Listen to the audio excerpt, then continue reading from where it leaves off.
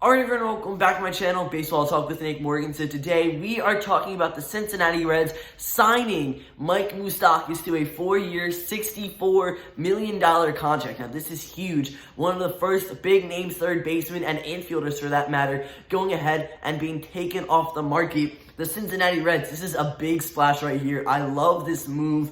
I could not agree more with what they just did, going ahead, targeting the Moose and purchasing him $64 million for 4 years. That is such a good deal in my opinion. And I know I am late to the party. This came out yesterday, pretty much right after I made my prediction video for where I thought some of the top free agents were going to sign in 2019. If you didn't see that, link down below in the description.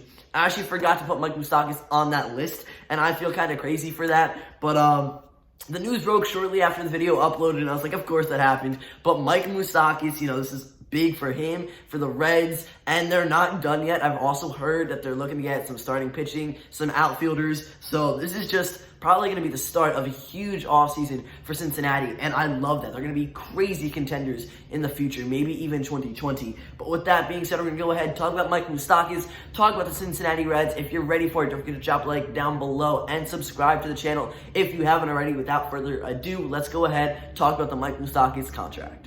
This is like the first big infielder that we're seeing taken off the market, and this is a great deal. The Cincinnati Reds, 4 years, $64 million, went out and signed Mike Moustakas, who could play third, second, and first base. They said essentially when they gave him the offer, you are going to be our starting second baseman, and if another opportunity opens up for you, then maybe we'll move you over to third or first. But they also have Eugenio Suarez and Joey Votto, and he doesn't have as much experience at first base as he does at second and third. So Moustakas is a guaranteed starting spot at second, $64 million, 4 years. I love this contract so much. I think this is a great deal for both the player and the organization. And with that being said, I want to go ahead and actually, before we talk about stats, I want to talk about his past two contracts. Now, going into the 2018 season, so that off season right before, in the middle of 2017 and 2018, he got a 1-year deal worth $6.5 million from the Kansas City Royals. He got drafted by Kansas City, debuted with Kansas City. We're going to talk about it in a couple minutes. But the Royals wanted to bring him back after he set a single-season home run record for the franchise. So they brought him back for $6.5 million. He later, in the middle of the season, got traded to the Milwaukee Brewers. And then following the end of last season, he became a free agent again. And he signed for 1 year, $10 million with the Milwaukee Brewers. So $16.5 million for 2 years with two different teams.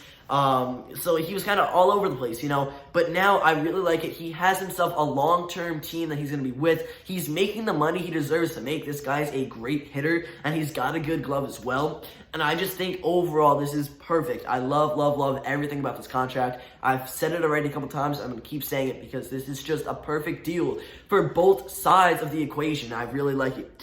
So again, he's really getting his team in. He's going to be with Cincinnati. He'll have a home. This is going to be a good team into the next couple of years. I can almost guarantee it. They have a great squad already. They're adding to it now with Mike Moustakas, and I've heard they're not done shopping just yet, which is ridiculous. To think that the Cincinnati Reds are going to keep adding to their team by spending more money this offseason, it's a crazy thought, but they're going to be so good. It's scary, and I cannot wait to see what they do in 2020 and the next couple seasons.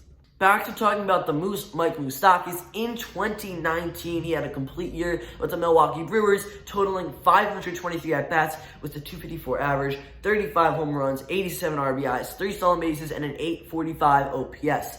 In his career, he has 4,134 at-bats with a .252 average, 182 dingers, 561 RBIs, 18 stolen bases, and a .751 on-base plus slugging average. Now, he was drafted by the Kansas City Royals in the first round, second pick overall in the 2007 draft, and made his debut with that same organization June 10th of 2011.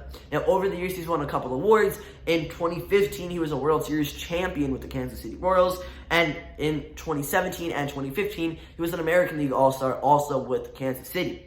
Last year, he was nominated as an NL All-Star with the Brewers, and overall, this guy's got a great power bat. He's 31 years old, so he's still kind of in that prime, or those prime years for him. You want to say it's like 27 to 32 years old, just about. And he's going to be very good, I think, with the Kansas City Royals. He was amazing. With the Brewers, he did pretty well. And now the Cincinnati Reds, he's going to be a big part of that team. and I think he's going to show up. $64 million, honestly, kind of a steal, I want to say, for the Reds. Yes, it is a lot of money, but knowing that Josh Donaldson and Anthony Rendon are still on the market and a couple other good infielders like Didi Gregorius and some others, $64 million, 4 seasons, it's not too bad, both for, again, the Reds and Moustakas. He's making out what he wants. The Reds still have enough money to go ahead and pursue some pitching, some outfielders, and anyone else they want to go after this offseason. So, again, he can play third base, second base, or first base. He's not going to be needed at third with Eugenio Suarez. At first base, you have Joey Votto, so he's going to be fine there, and especially if Votto is healthy, this infield is going to be stacked. That only leads me to believe that maybe they go ahead and try to pursue Didi Gregorius. But if you think about it, Didi Gregorius would just add another great glove to that lineup and to that infield. That would be ridiculous if you have Suarez, Didi, Mike Moustakas, and Joey Votto. That wouldn't just be a talented infield defensively, but offensively, those guys are going to put together a lot of home runs and RBIs collectively. This is going to be a really great team, no matter who they get. I also heard that the Reds might be in on Zach Wheeler, which is big. They want to get some outfielders, and they have plenty of options to choose from. So I don't know who they're going to get next. They could easily pursue some big-name guys and spend a lot of money on them because they have the money, they have the payroll to go ahead and make some big names and bring them to Cincinnati. So I'm excited to see what they do. And of course, last year, they were 4th in the NL Central Division behind the Cardinals, the Brewers, and the Cubs, only ahead of the Pittsburgh Pirates. So 2020 is definitely going to be a better year from them, especially because you just signed Mike Moustakas, but you know that you're going to keep spending money. So 2020, honestly, the Reds are going to be a powerful team. You better watch out. So guys, that's going to end it for this video. If you enjoyed, don't forget to drop a like down below, comment, and subscribe. I want to know your thoughts down below, what you think on this signing. For me, I think this is very nice. You have a great second baseman now for Cincinnati, and they're going to do very well. I also want to know who else you guys think the Reds might pick up before the offseason comes to a close. So guys, that's going to end this video. Thank you guys so much for watching. I'll see you next time. Peace.